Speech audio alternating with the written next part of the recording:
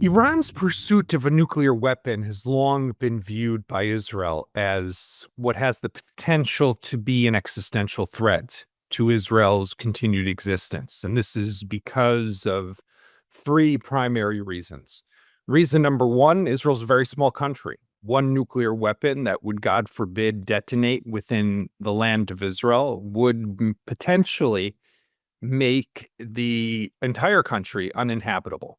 Number two is that Iran is a country that openly declares that it wants to see Israel destroyed. It wants to see Israel wiped off a map. And when you put that and couple it together with the potential for doing that with a nuclear weapon, this becomes something that could be an existential threat. So Israel has long voiced extreme concern with this prospect. It has taken a series of covert operations over the years, famously Stuxnet, which was a cyber weapon used to neutralize some of the advanced centrifuges that Iran operated out of a facility called Natanz, the stealing of Iran's nuclear archives from Tehran back in 2018, the series of different malfunctions and sabotage and mysterious explosions, as well as, of course, more recently, in 2024, Israel destroyed the S-300 advanced surface-to-air missile systems that Iran had deployed outside of its critical nuclear infrastructure. But Israel has also tried to get the world to stop Iran. It understands that this is a huge obstacle. It's a huge operation. Iran has scattered its facilities throughout the country. Some of them are dug deep beneath ground behind reinforced steel and concrete. And to be able to penetrate and get to those facilities and do the damage that needs to be done would be a heavy lifting for any country, including for the Israeli Air Force. And therefore, Israel has tried to get the Americans, the Europeans, the British, and others to do what's necessary in terms of diplomacy. But all that has not brought about the result that we all want to see, which is that Iran is stopping its nuclear program. And even as these talks do continue between the Americans and the Iranians, Israel has always said and will continue to say that if the intelligence or information is ever received that Iran is, in fact, building a weapon, it will have no choice but to act. The world, primarily led by the United States, has for years now taken the position that diplomacy is the preferred route to stop Iran's pursuit of nuclear capability. There's a few things that need to be said on that. Number one is when you look at Iran, I mean, lots of countries want to get nuclear energy capabilities for civilian programs. Iran states that that is its intended purpose, but at the same time, it does a few things that don't raise suspicion. They actually are the smoking gun, right? If you want a nuclear program just for energy and just for civilian purposes, you don't need to enrich uranium to 60% levels. You don't need to enrich uranium to 20% levels. The lowest you need is just under 4%.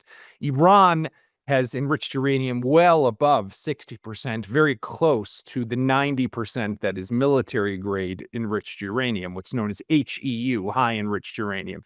You don't need a uranium capability and a heavy water reactor, which Iran has also built in a place called Iraq for plutonium. So all of this is just very clear, even without any classified intelligence that, yes, America and the British and the Europeans and, of course, Israel all have, showing that they also have a nuclear weapons program where they are actually working on the device and the bomb and the warhead that could be installed on one of their many long-range ballistic missiles. But even without that, what do they need all this for? And it makes it clear that they want to be very close to a nuclear weapon and very close to the threshold, or at the very least, or if even more, God forbid, break out and try to build that bomb. But the world has said all along that they believe that a deal is possible. We saw that in 2015.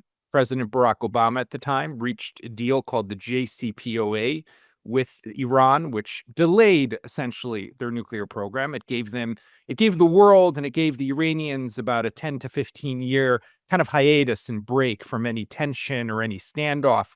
But then in 2018, Donald Trump, in his first term in office, famously withdrew from that nuclear deal, and the Iranians sped up their violations, and the sanctions went back into effect, of course.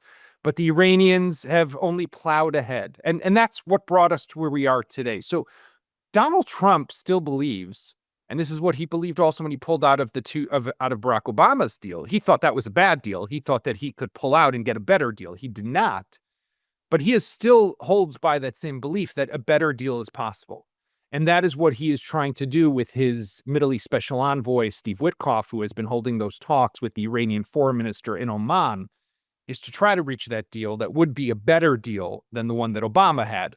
Israel's concern is that Donald Trump, in his zeal to reach a deal and his excitement over a possibility that this could be a huge foreign policy achievement and a feather in his cap, might actually walk back some of the earlier demands. For example, will the Iranians be allowed to keep any enrichment capabilities or not? Will the Iranians be able to keep heavy water facilities or not? What exactly will be taken down from the infrastructure that they have? And Israel is concerned that this deal could be a bad one once again, and once it's reached, will tie its own hands to act operationally. But we also have to mention, and this is important to understand the context right now, Iran is weak. Iran is vulnerable. Iran is exposed like never before. This is a result of what has transpired in the Middle East over the last 19 months, during Israel's war, which was instigated by the Hamas invasion of southern Israel on October 7th, 2023. But in the 19 months since then, Israel has waged wars against Hamas in Gaza, which is a proxy of Iran, against Hezbollah in Lebanon, a proxy of Iran, against the Houthis in Yemen, a proxy of Iran. And we've seen that the Assad regime has been toppled in Syria, also an ally of the Iranians. And the bombings of Iran's own surface-to-air missile defense systems shows altogether that Iran today is more of a paper tiger, and that a military strike against Iran, while there would be definitely a price to be paid, they would launch ballistic missiles and cruise missiles and drones like they did last April and October, it's not something that's insurmountable. And therefore, Israel sees this window of opportunity and says to itself as well as to its allies, guys, this is the time. This is the moment that we've all spoken about for years, that if we're going after Iran, now is the time to actually use that military option. So this creates that tension right now between Israel and Donald Trump in particular of what is the best way to move forward. And I'll just add that I think as long as Donald Trump is engaged in diplomacy, is determined to try to reach a deal, Israel will not take action that will undermine what its close ally America is trying to achieve.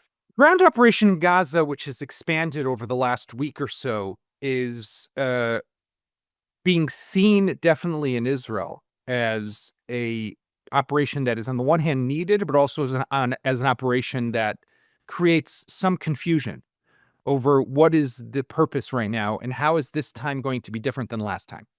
For the last 19 months or so, Israel has been fighting against Hamas ever since the October 7th invasion. It was able to retrieve most of the hostages, but there are still 58 who are languishing in Hamas captivity, 20 of them believed to still be alive. The remaining 38 are believed to be no longer among the living. And the question really is, why would an expanded operation get them back? Anyhow, a deal is what's going to be needed. And if a deal is going to be what's needed, then why not try to reach a deal already now? Spare more suffering on both sides. On the Israeli side, we have soldiers who continue to get killed as this operation continues. And of course, there is the tragedy that's unfolding also in the Gaza Strip, where the place has been mostly leveled. People are living in dire conditions. And we can't ignore the fact that many civilians have been caught up in this fighting and are also suffering and getting killed. I think the responsibility bears on Hamas for the way it fights and the way it embeds itself in civilian infrastructure and the way it still holds on to Israeli hostages, but we can't ignore that this is happening. So while Israelis understand that the operation is important to, on the one hand, continue to degrade Hamas's capabilities, and on the other hand, to put pressure on Hamas to come back to the table and to agree to a deal that would bring back the hostages and maybe end the war and create a ceasefire, the question really comes down to, we understand right now Israel's military strategy, but we don't see where it is coupled with the political strategy. You need that political endgame to put that new governing entity on the ground in Gaza that will govern the Gaza Strip instead of Hamas, prevent Hamas from reconstituting itself, prevent Hamas from continuing to rule Gaza. What is that? Who is that? Where is that? And this is what leads to some concern in Israel and I think around the world that the war in its entirety is not necessarily being planned or thought about in the best strategy possible.